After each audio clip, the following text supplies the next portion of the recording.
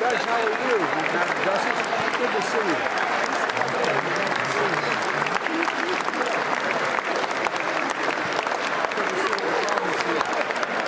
Chief, how are you? Thank you.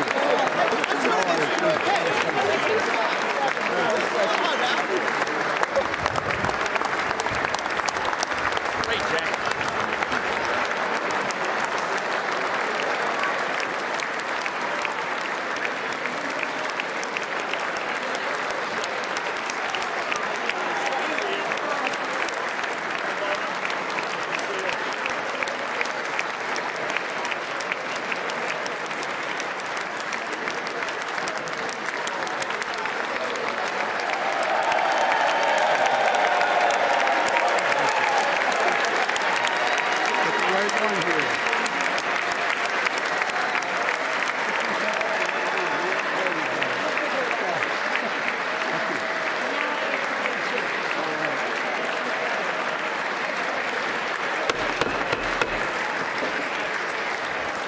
Members of Congress, I have the high privilege and distinct honor of presenting to you the President of the United States.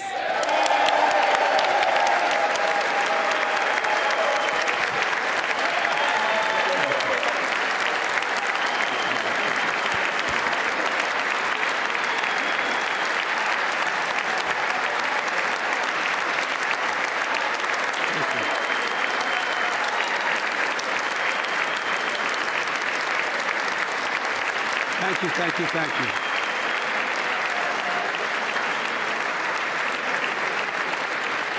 Thank you all very much. Thank you, General.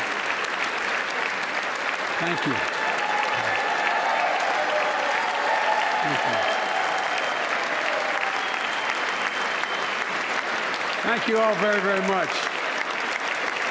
Thank you. Please. Thank you so much.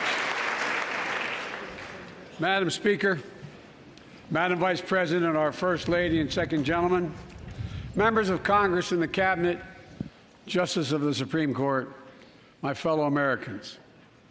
Last year, COVID-19 kept us apart. This year, we're finally together again. Tonight,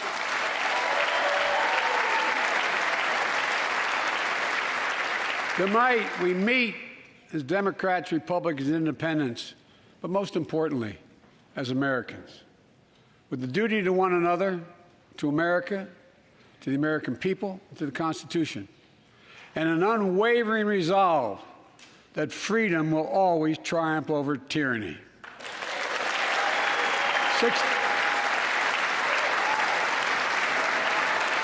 Thank you.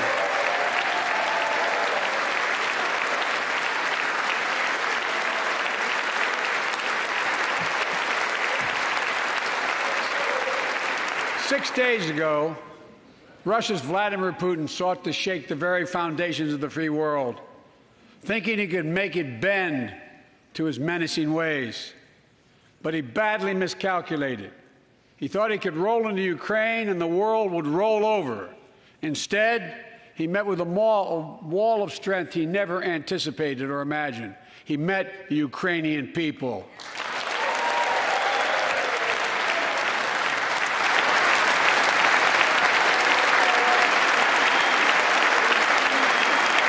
From President Zelensky to every Ukrainian, their fearlessness, their courage, their determination literally inspires the world. Groups of citizens blocking tanks with their bodies, everyone from students to retirees to teachers, turned soldiers defending their homeland. And in this struggle, President Zelensky said in his speech to the European Parliament, "Light will win over darkness." The Ukrainian ambassador to the United States is here tonight, sitting with the First Lady. Let each of us, if you're able to stand and send an unmistakable signal to the world of Ukraine. Thank you. Thank you, thank you, thank you.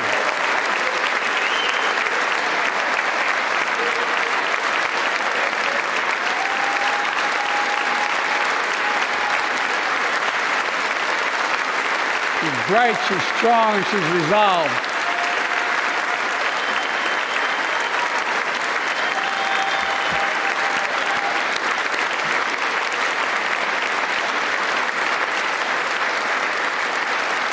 Yes, we, the United States of America, stand with the Ukrainian people. Throughout our history, we've learned this lesson. When dictators do not pay a price for their aggression, they cause more chaos. They keep moving, and the cost, the threats to America and America to the world keeps rising.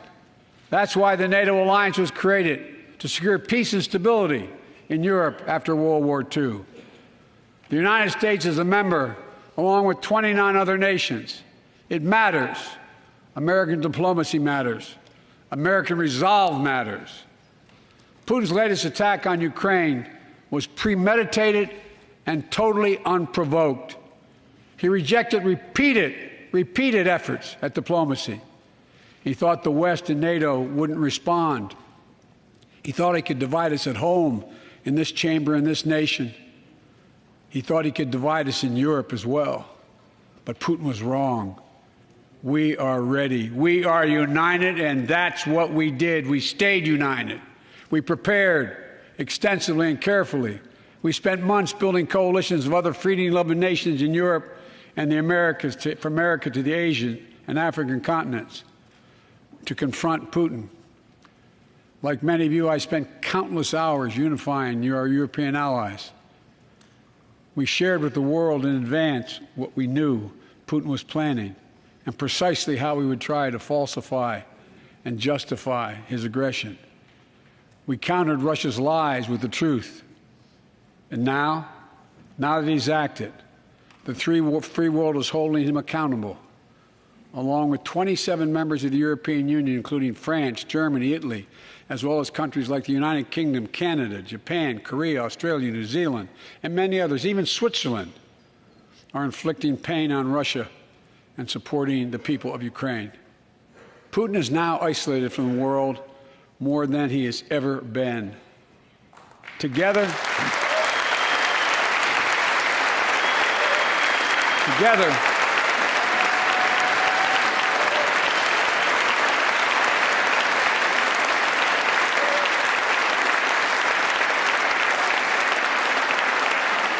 along with our allies, we are right now enforcing powerful economic sanctions.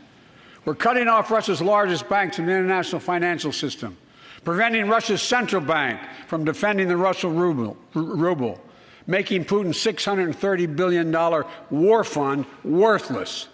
We're choking Russia's access.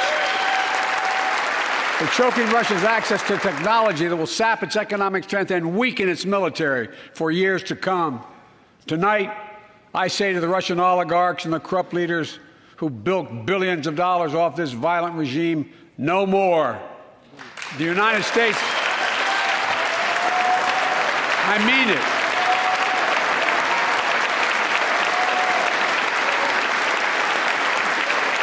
The United States Department of Justice is assembling a dedicated task force to go after the crimes of the Russian oligarchs. We're joining with European allies to find and seize their yachts, their luxury apartments, their private jets. We're coming for your ill-begotten gains. And tonight, I'm announcing that we will join our allies in closing off American airspace to all Russian flights, further isolating Russia and adding additional squeeze on their economy.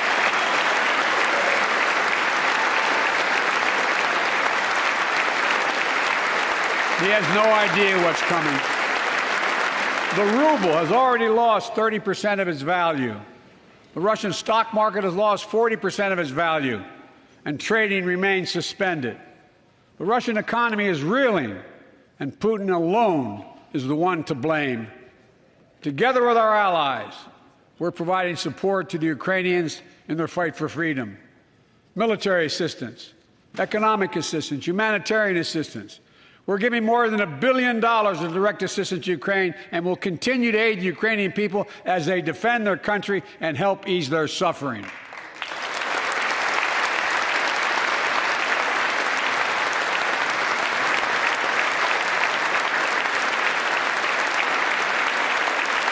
But let me be clear. Our forces are not engaged and will not engage in the conflict with Russian forces in Ukraine.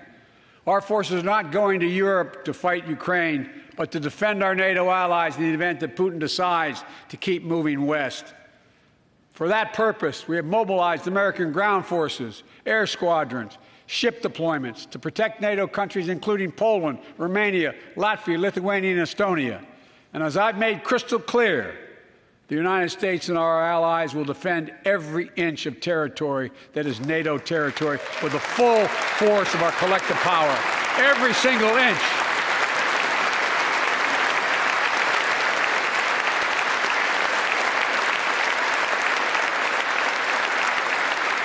And we're clear-eyed. The Ukrainians are fighting back with pure courage.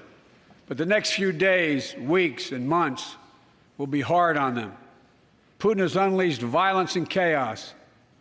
But while he may make gains on the battlefield, he'll pay a continuing high price over the long run.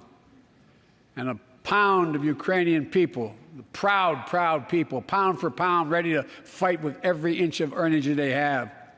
They've known 30 years of independence, have repeatedly shown that they will not tolerate anyone who tries to take their country backwards. To all Americans, I'll be honest with you, as I always promised I would be. A Russian dictator invading a foreign country has cost around the world. And I'm taking robust action to make sure the pain of our sanctions is targeted at the Russian economy and that we use every tool at our disposal to protect American businesses and consumers.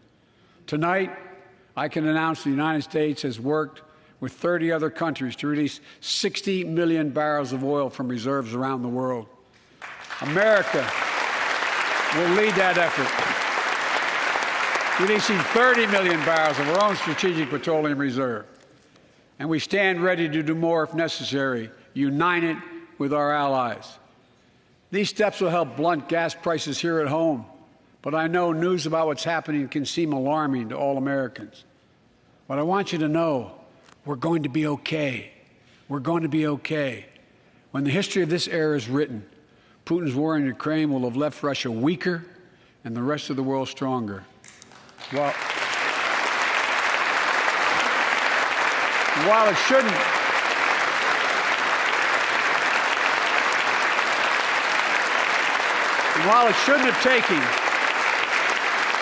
While it shouldn't have taken something so terrible for people around the world to see what's at stake, now everyone sees it clearly. We see the unity among leaders of nations, a more unified Europe, a more unified West. We see unity among the people who are gathering in cities and large crowds around the world, even in Russia, to demonstrate their support for the people of Ukraine. In the battle between democracy and autocracies, democracies are rising to the moment, and the world is clearly choosing the side of peace and security. This is the real test, and it's going to take time. So let us continue to draw inspiration from the iron will of the Ukrainian people. To our fellow Ukrainian Americans who forged the deep bond that connects our two nations, we stand with you. We stand with you. Putin may circle Kyiv with tanks, but he'll never gain the hearts and souls of the Iranian people. He'll never extinguish their love of freedom, and he will never weaken the resolve of the free world.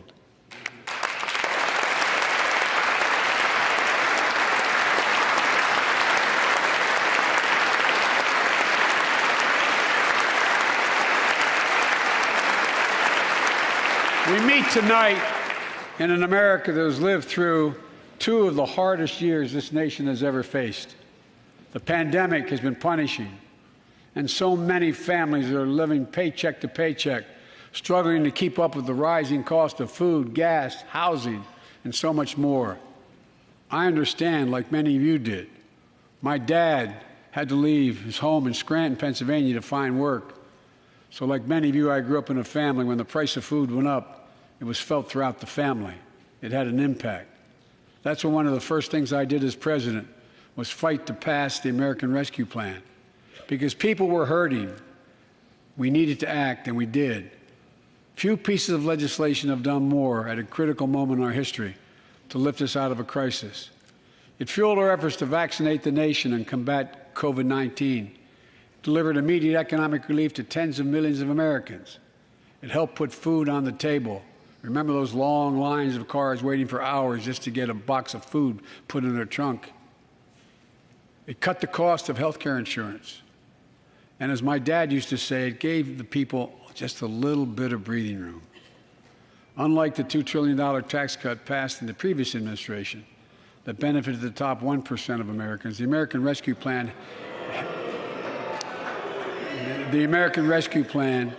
helped working people and left no one behind. Folks,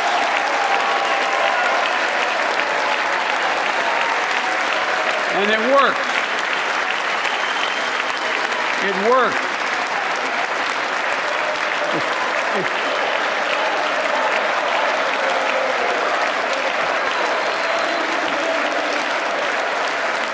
It worked. We created jobs, lots of jobs. In fact, our economy created over 6.5 million new jobs just last year.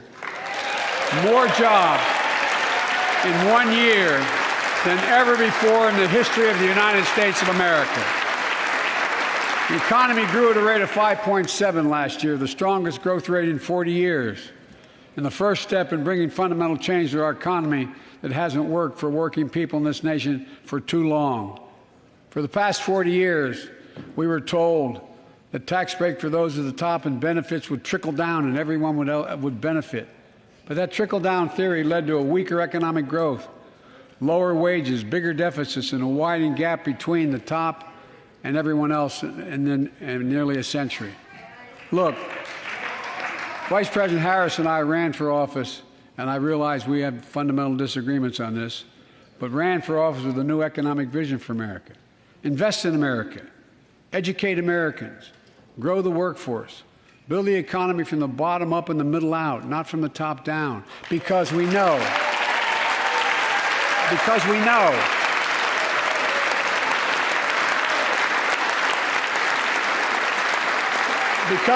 when the middle class grows, the poor have a way up and the wealthy do very well. America used to have the best roads, bridges, and airports on earth, and now our infrastructure is ranked 13th in the world. We won't be able to compete for the jobs of the 21st century if we don't fix it. That's why it was so important to pass the bipartisan infrastructure law. And I thank my Republican friends who joined to invest and rebuild America, the single biggest investment in history. It was a bipartisan effort, and I want to thank the members of both parties who worked to make it happen. We're done talking about infrastructure weeks. We're now talking about an infrastructure decade. And look, it's going to transform America, to put us on a path to win the economic competition of the 21st century that we face with the rest of the world, particularly China. I've told Xi Jinping it's never been a good bet to bet against the American people. We'll create good jobs for millions of Americans, modernizing roads, airports, ports, waterways, all across America. And we'll do it to withstand the devastating effects of climate change and promote environmental justice. We'll build a national network of 500,000 electric vehicle charging stations. Begin to replace the poisonous lead pipes so every child, every American has clean water to drink at home and at school. We're going to provide affordable, high-speed internet for every American, rural, suburban, urban, and tribal communities. 4,000 projects have already been announced. Many of you have announced them in your districts. And tonight, I'm announcing that this year, we will start fixing over 65,000 miles of highway and 1,500 bridges in disrepair. And folks,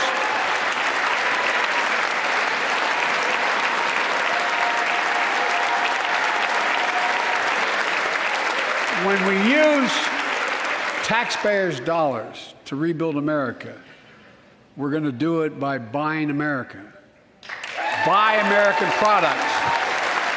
Support American jobs. The federal government spends about $600 billion a year to keep this country safe and secure. There's been a law on the books for almost a century to make sure taxpayers' dollars support American jobs and businesses. Every administration, Democrat and Republican, says they'll do it, but we're actually doing it. We'll buy America to make sure everything from the deck of an aircraft carrier to the steel on highway guardrails is made in America from beginning to end. All of it. All of it.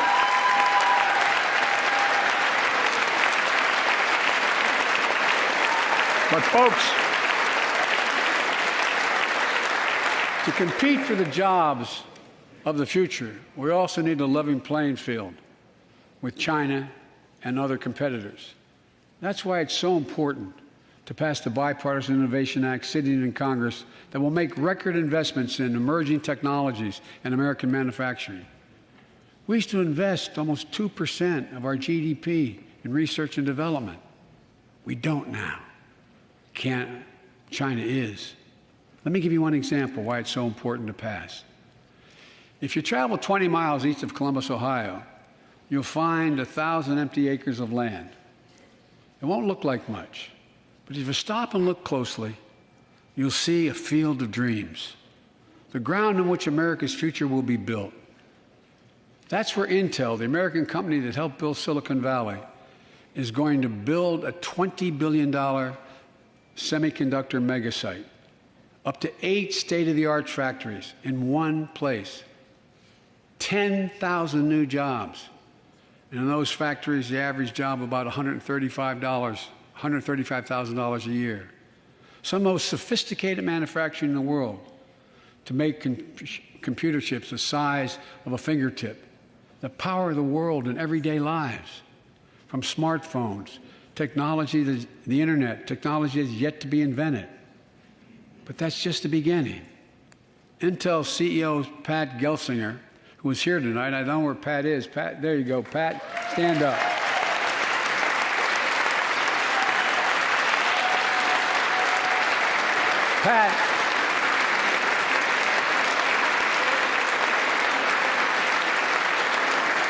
Pat came to see me, and he told me they're ready to increase their investment from $20 billion to $100 billion.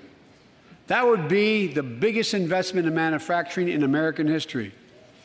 And all they're waiting for is for you to pass this bill. So let's not wait any longer. Send it to my desk. I'll sign it. And we'll really take off in a big way. And folks, Intel is not alone. There's something happening in America. Just look around and you'll see an amazing story. The rebirth of pride that comes from stamping products made in America. The revitalization of American manufacturing. Companies are choosing to build new factories here when just a few years ago they would have gone overseas. That's what's happening. Ford is investing $11 billion in electric vehicles, creating 11,000 jobs across the country. GM is making the largest investment in its history, $7 billion to build electric vehicles, creating 4,000 jobs in Michigan. All told, 369,000 new manufacturing jobs were created in America last year alone.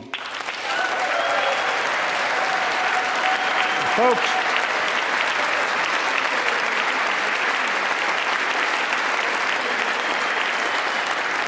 powered by people I've met like JoJo Burgess from generations of union steelworkers in Pittsburgh, who's here with us tonight. Where are you, JoJo? There you go. Thanks, buddy. As Ohio Senator Sherrod Brown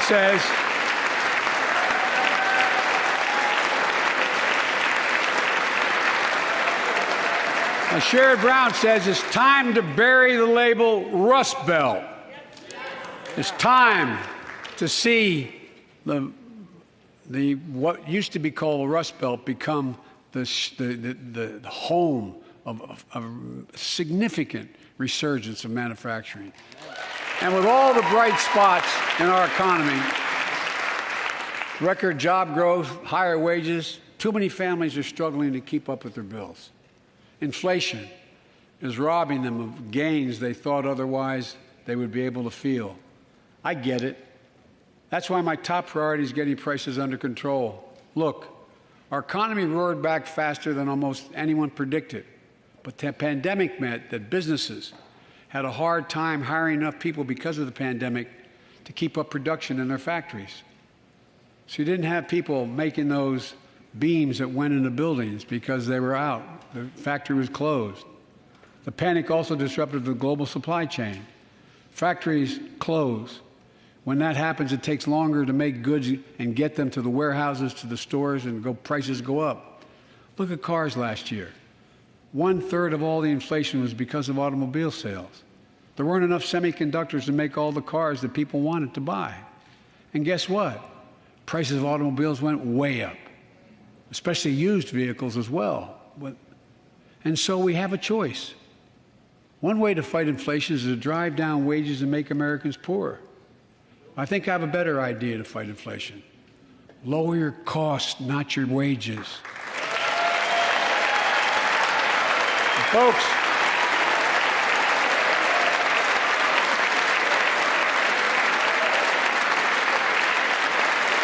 that means make more cars and semiconductors in America, more infrastructure and innovation in America, more goods moving faster and cheaper in America, more jobs where you can earn a good living in America. Instead of relying on foreign supply chains, let's make it in America. Look, economists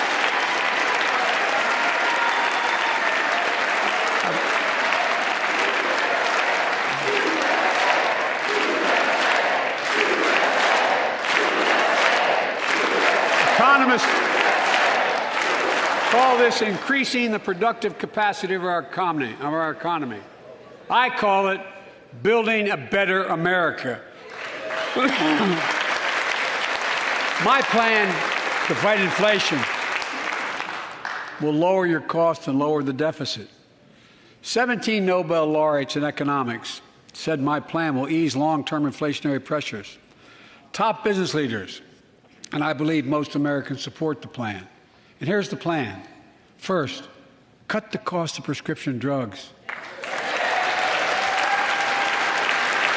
We pay more for the same drug produced by the same company in America than any other country in the world. Just look at insulin. 1 in 10 Americans has diabetes.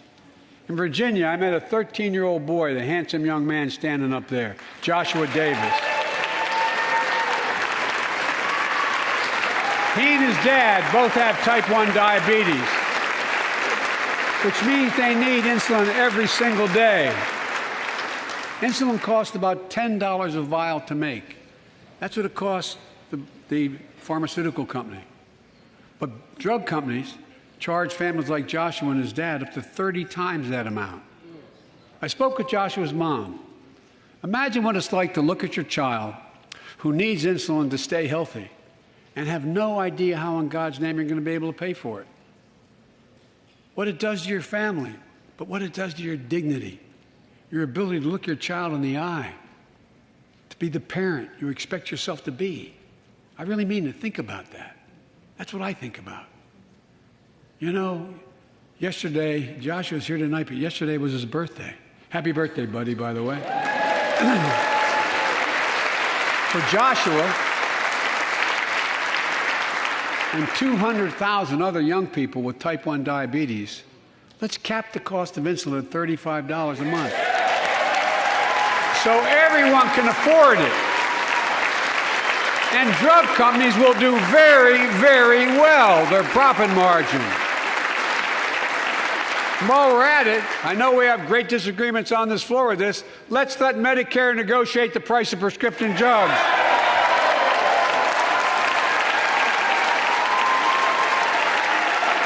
They already set the price for VA drugs. Look, the American Rescue Plan is helping millions of families with Affordable Care Act plans to save them $2,400 a year on their health premiums. Let's close the coverage gap and make these savings permanent. And second,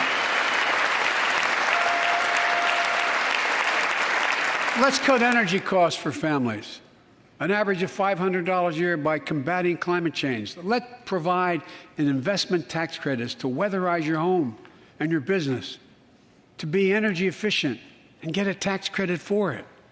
Double America's clean energy production in solar, wind, and so much more. Lower the price of electric vehicles, saving another $80 a month that you're not going to have to pay at the pump. Folks,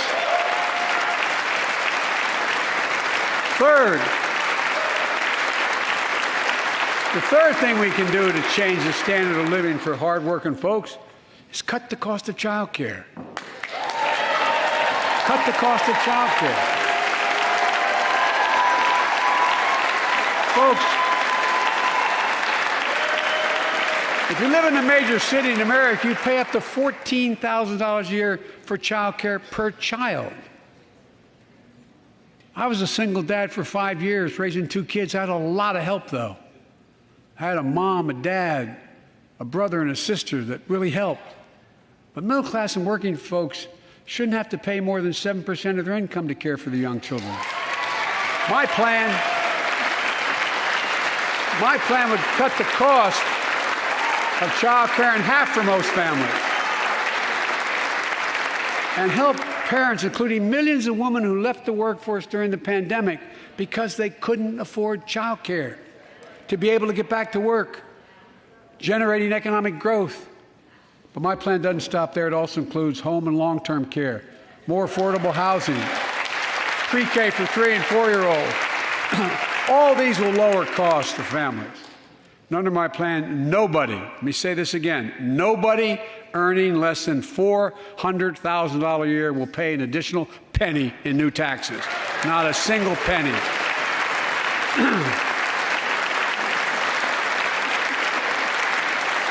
I may be wrong, but my guess is if we took a secret ballot in this floor, that we'd all agree that the present tax system ain't fair.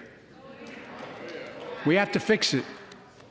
I'm not looking to punish anybody, but let's make corporations and wealthy Americans start paying their fair share. Look, last year,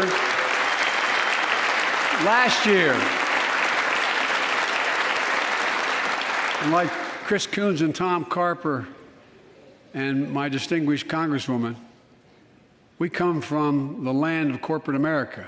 There are more corporations incorporated in America than every other state in America combined. And I still won 36 years in a row. The point is, even they understand they should pay just a fair share. Last year, 55 of the Fortune 500 companies earned $40 billion in profit and paid $0 in federal taxes.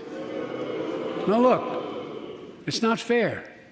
That's why I proposed the 15% minimum tax rate for corporations. And that's why in the G7 and other meetings overseas, I was able to be somewhat helpful. 130 countries agree on a global minimum tax rate. So companies can't get out of paying their taxes at home by shipping jobs and factories overseas. It'll raise billions of dollars. That's why I propose closing loopholes for the very wealthy who pay a lower tax rate than a teacher and a firefighter. So that's my plan, but we'll go in more detail later. We will grow the economy, lower the cost of families. So what are we waiting for? Let's get this done. We all know we've got to make changes. Folks,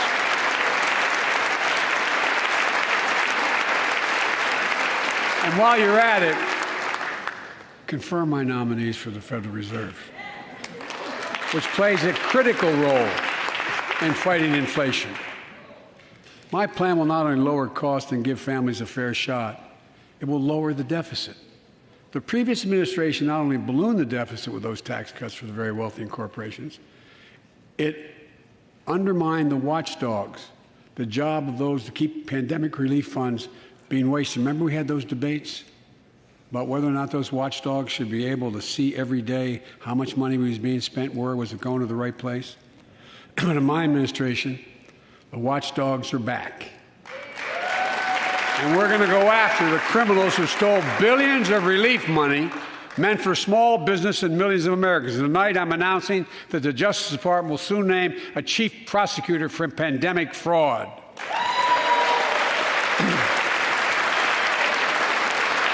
Look,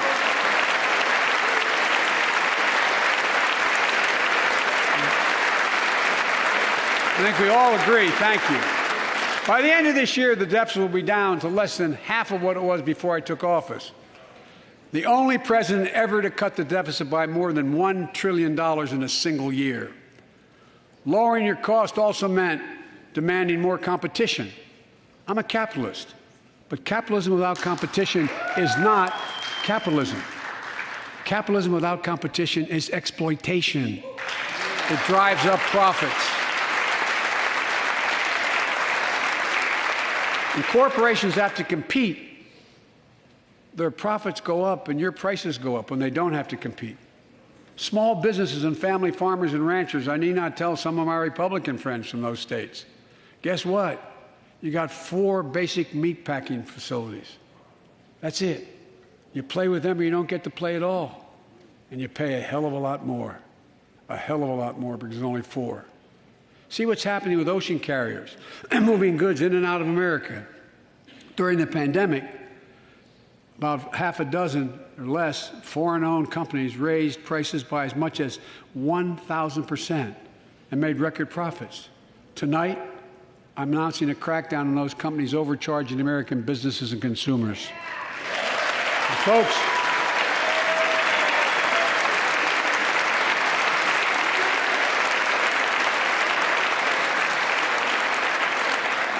and as Wall Street firms take over more nursing homes, quality in those homes has gone down and costs have gone up. That ends on my watch. Medicare is going to set higher standards for nursing homes and make sure your loved ones get the care they deserve and that they inspect and they will look at closely. We're also going to cut costs to keep the economy going strong and giving workers a fair shot, provide more training and apprenticeships, hire them based on skills, not just their degrees. Let's pass the Paycheck Fairness Act and paid leave. Raise the minimum wage to $15 an hour and extend the child tax credit so no one has to raise a family in poverty. Let's increase Pell Grants, increase our historic support for HBCUs, and invest in what Jill, our First Lady who teaches full-time, calls America's best-kept secret, community colleges. Look, let's pass the PRO Act. When a majority of workers want to form a union, they shouldn't be able to be stopped. When we invest in our workers and we build an economy from the bottom up and the middle out together, we can do something we haven't done in a long time, build a better America. For more than 2 years, COVID has impacted every decision in our lives and the life of this nation. And I know you're tired, frustrated, and exhausted. That doesn't even count the close to 1 million people who sit at a dining room table or a kitchen table and look at an empty chair because they lost somebody. But I also know this, because of the progress we've made, because of your resilience and the tools that we have been provided by this Congress, tonight I can say we're moving forward safely back to more normal routines. We've reached a new moment in the fight against COVID-19, where severe cases are down to a level not seen since July of last year. Just a few days ago, the Center for Disease Control and Prevention issued a new mask guidelines. Under the new guidelines, most Americans and most of the country can now go mask-free. And based on projections, more of the country will reach a point across the next couple of weeks. And thanks to the progress we've made in the past year, COVID-19 no longer need control our lives. I know some are talking about living with COVID-19, but tonight I say that we never will just accept living with COVID-19. We'll continue to combat the virus as we do other diseases. And because this virus mutates and spreads, we have to stay on guard. And here are 4 common sense steps as we move forward safely, in my view. First, stay protected with vaccines and treatments. We know how incredibly effective vaccines are. If you're vaccinated and boosted, you have the highest degree of protection. And we'll never give up on vaccinating more Americans. Now, I know parents with kids under 5 are eager to see their vaccines authorized for their children. Scientists are working hard to get that done. We'll be ready with plenty of vaccines if and when they do. We're all ready. We are also ready with antiviral treatments. If you get COVID-19, the Pfizer pill reduces your chances of ending up in the hospital by 90%.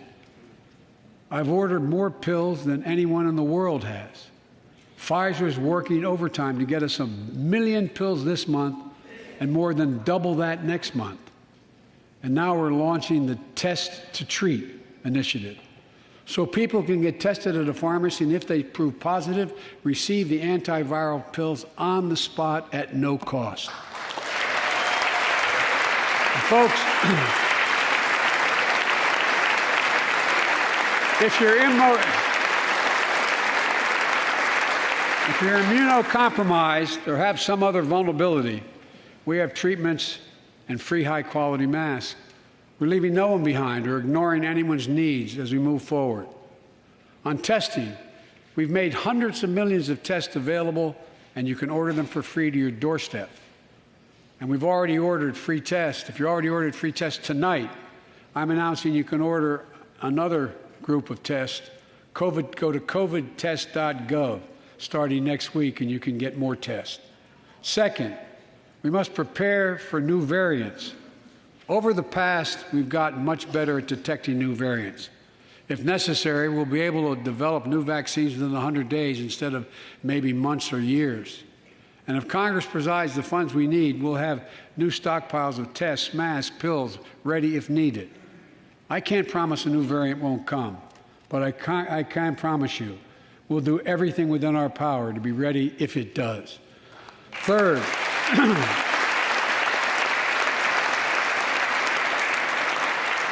we can end the shutdown of schools and businesses. We have the tools we need. It's time for America to get back to work and fill our great downtowns again with people. People working from home can feel safe and begin to return to their offices. We're doing that here in the federal government. The vast majority of federal workers will once again work in person. Our schools are open. Let's keep it that way. Our kids need to be in school.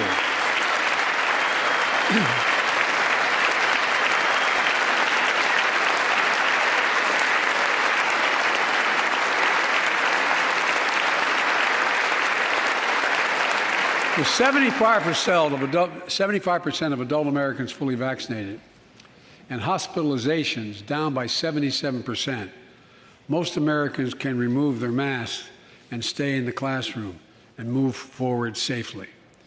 We achieved this because we provided free vaccines, treatments, tests, and masks. Of course, continuing this costs money, so I'll not surprise you. I'll be back to see you all. And I'm going to soon send a request to Congress. The vast majority of Americans have used these tools and may want again. We may need them again, so I expect Congress, and I hope you'll pass that quickly. Fourth, we'll continue vaccinating the world. We've sent 475 million vaccine doses to 112 countries, more than any nation on earth. We won't stop because you can't build a wall high enough to keep out a vaccine. The vaccine can stop the spread of these diseases. You know, we've lost so much in COVID-19. Time with one another. The worst of all, the loss of life. Let's use this moment to reset. So stop looking at COVID as a partisan dividing line.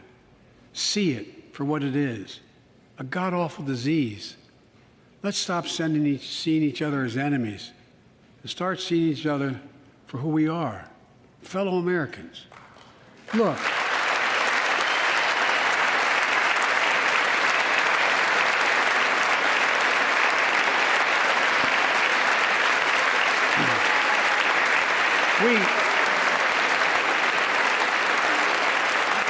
We can't change how divided we've been. It was a long time in coming. But we can change how to move forward on COVID-19 and other issues that we must face together. I recently visited New York City Police Department days after the funerals of Officer Wilbur Mora and his partner, Officer Jason Rivera. They were responding to a 9/11 call when a man shot and killed them with a stolen gun. Officer Moore was 27 years old. Officer Rivera was 22 years old. Both Dominican Americans who grew up in the same streets that they later chose to patrol as police officers. I spoke with their families, and I told them that we were forever in debt for their sacrifices and will carry on their mission to restore the trust and safety of every community deserves. Like some of you that have been around for a while, I've worked with you on these issues for a long time. I know what works: investigating crime prevention and community policing, cops who walk the beat, who know the neighborhood, and who can restore trust and safety. Let's not abandon our streets or choose between safety and equal justice. Let's come together and protect our communities, restore trust, and hold law enforcement accountable. That's why the Justice Department has required body cameras, banned chokeholds, and restricted no-knock warrants for its officers. That's why the American Rescue Plan that you all provided $350 billion that cities, states, and counties can use to hire more police, invest in more proven strategies.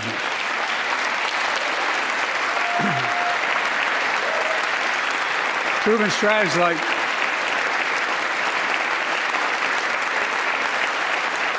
strategies like community violence interruption, trusted messengers, breaking the cycle of violence and trauma, and giving young people some hope. We should all agree the answer is not to defund the police. It's to fund the police. Fund them. Fund them.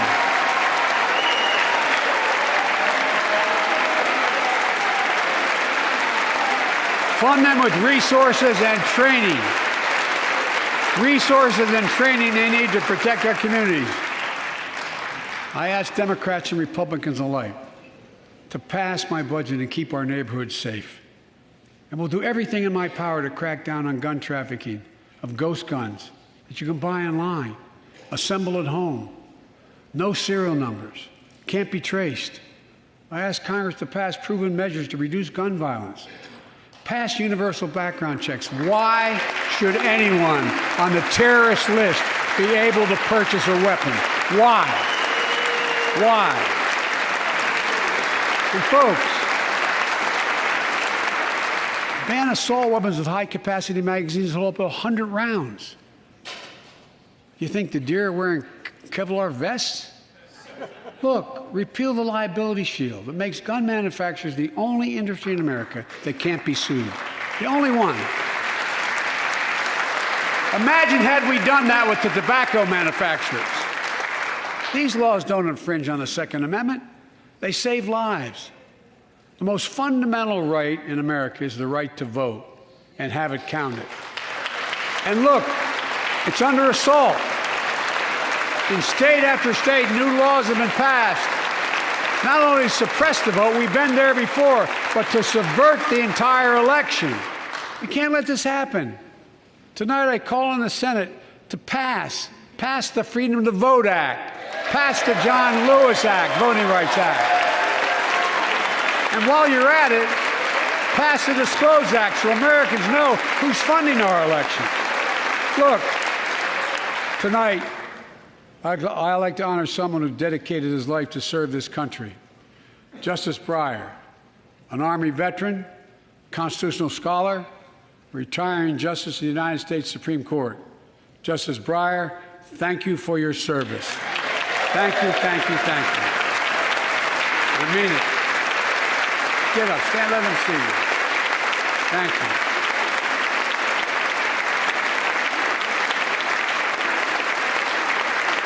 And we all know, no matter what your ideology, we all know one of the most serious constitutional responsibility a president has is nominating someone to serve on the United States Supreme Court.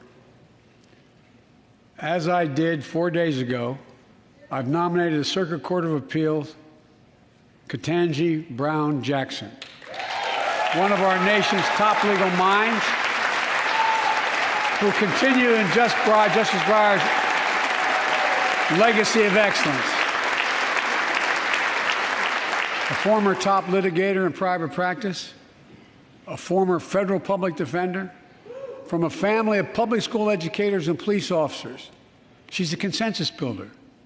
Since she's been nominated, she's received a broad range of support, including the Fraternal Order of Police and former judges supported by Democrats and Republicans. Folks, if we are to advance liberty and justice, we need to secure our border and fix the immigration system.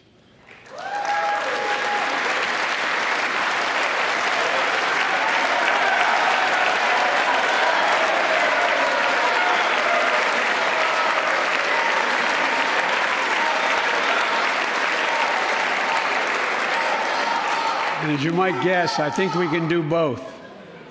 At our border, we've installed new technology like cutting-edge scanners to better detect drug smuggling. We've set up joint patrols with Mexico and Guatemala to catch more human traffickers.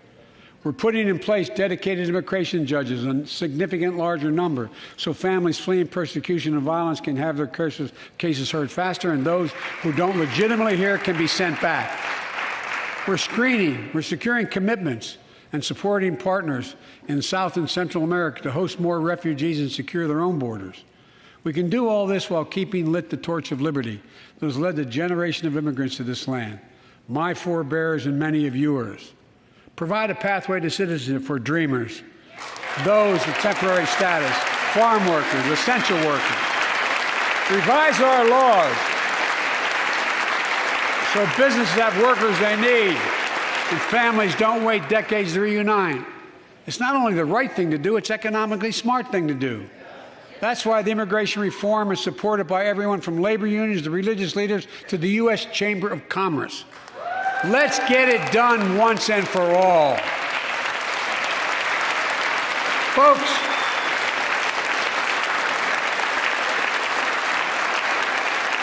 advancing liberty and justice also requires protecting the rights of women.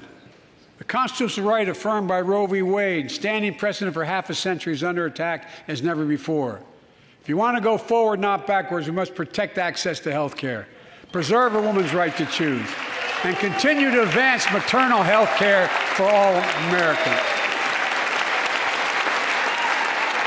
And folks, for our LGBTQ plus Americans, let's finally get the Bipartisan Equality Act to my desk. The onslaught of state laws targeting transgender Americans and their families, it's simply wrong. And I said last year, especially to our younger transgender Americans, I'll always have your back as your president so you can be yourself and reach your God-given potential. Folks,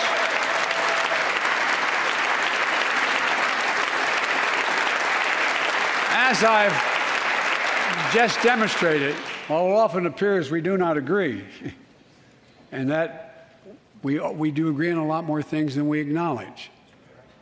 I signed 80 bipartisan bills into law last year, from preventing government shutdowns, to protecting Asian Americans from still too common hate crimes, to reforming military justice, and will soon be strengthening the Violence Against Women Act that I first wrote 3 decades ago.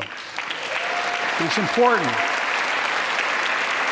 It's important for us to show the nation we can come together and do big things.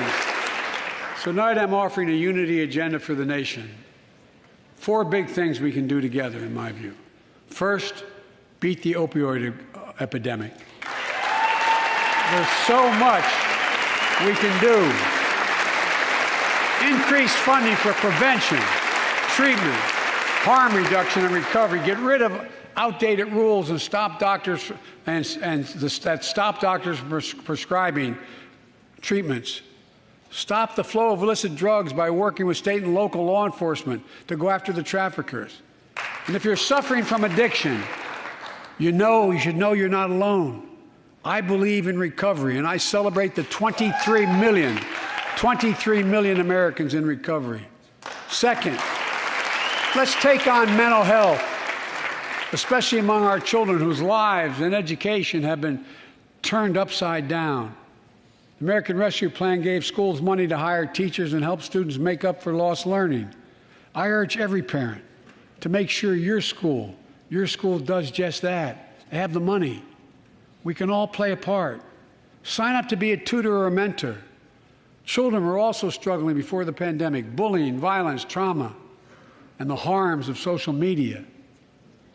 As Frances Haugen, who is here tonight with us, has shown, we must hold social media platforms accountable for the national experiment they're conducting on our children for profit.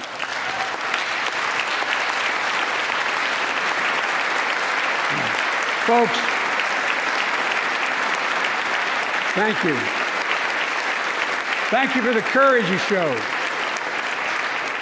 It's time to strengthen privacy protections, ban targeted advertising to children, demand tech companies stop collecting personal data on our children, and let's get all Americans the mental health services they need.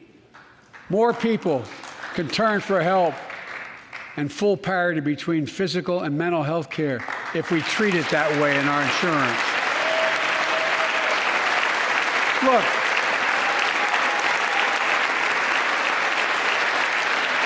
the third piece of that agenda is support our veterans. Veterans are the backbone and the spine of this country. They're the best of us. I've always believed that we have a sacred obligation to equip those we send to war and care for those and their family when they come home. My administration is providing assistance in job training, housing, and now helping lower-income veterans get VA care debt-free. And our troops in Iraq and Afghanistan have faced many dangers, one being stationed at bases breathing in toxic smoke from burn pits. Many of you have been there. I've been in and out of Iraq and Afghanistan over 40 times. These burn pits that incinerate waste, the waste of war, medical and hazardous material, jet fuel, and so much more. And they come home, many of the world's fittest and best trained warriors in the world. Never the same. Headaches, numbness, dizziness. A cancer that would put them in a flag-draped coffin. I know. One of those soldiers was my son, Major Bo Biden. I don't know for sure if the burn pit that he lived near, that his hooch was near, in Iraq and earlier than that in Kosovo, is the cause of his brain cancer, the disease of so many other troops. But I am committed to find out everything we can, committed to military families like Danielle Robinson from Ohio, the widow of Sergeant First Class Heath Robinson. He was born a soldier, Army National Guard, combat medic in Kosovo and Iraq, stationed near Baghdad, just yards from burn pits the size of football fields. Danielle is here with us tonight. They loved going to Ohio State football games.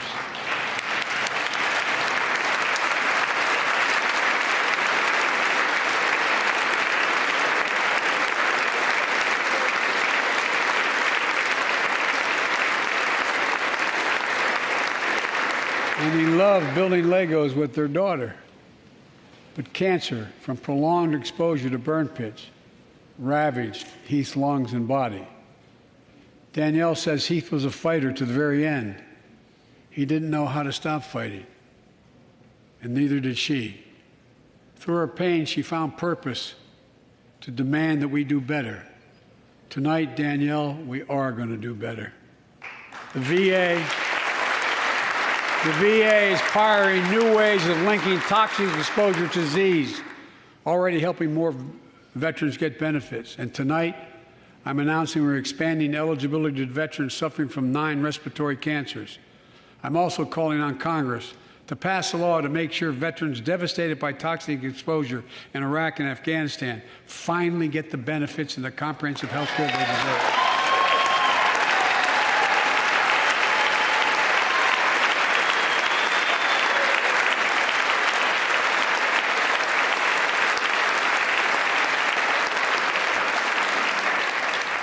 fourth and last, let's end cancer as we know it. This is personal.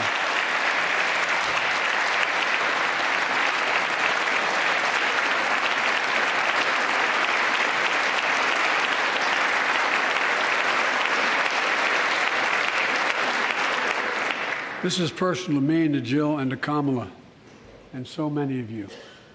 So many of you have lost someone you love. Husband, wife, son, daughter, mom, dad. Cancer is the #2 cause of death in America, second only to heart disease. Last month, I announced the plan to supercharge the cancer moonshot that President Obama asked me to lead 6 years ago. Our goal is to cut cancer death rates by at least 50% over the next 25 years. I think we can do better than that.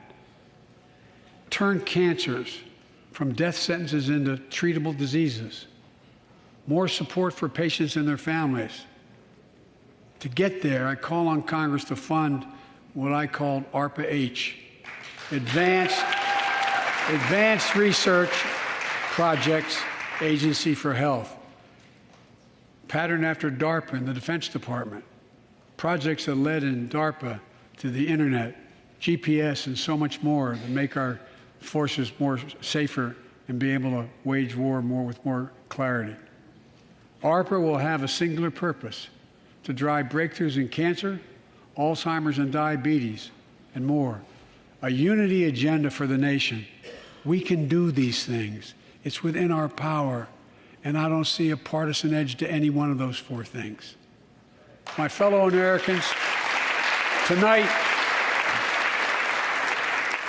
we've gathered in this sacred space, a citadel of democracy, in this Capitol.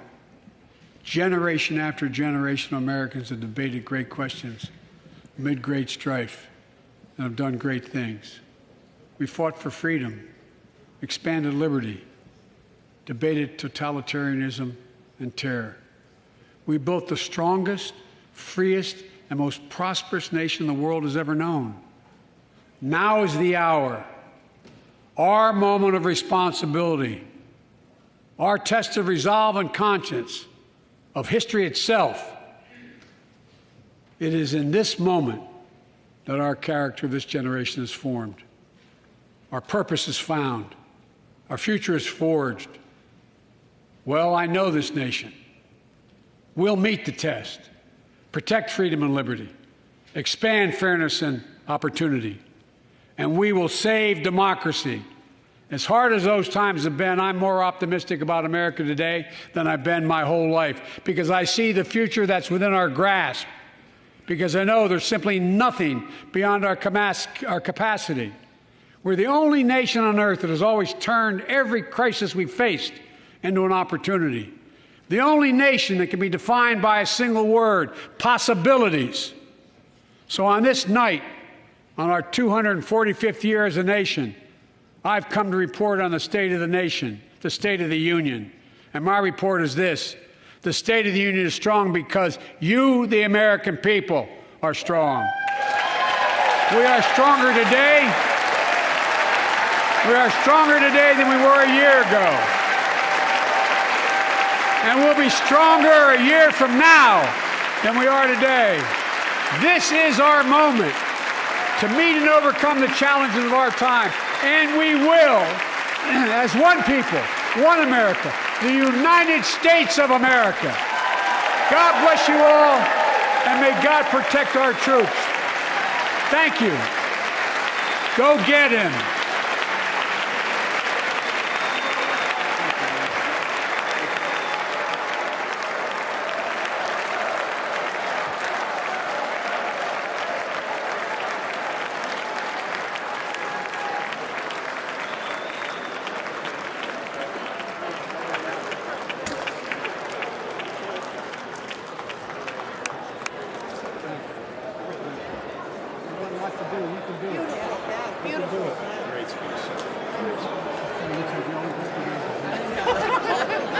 Love it.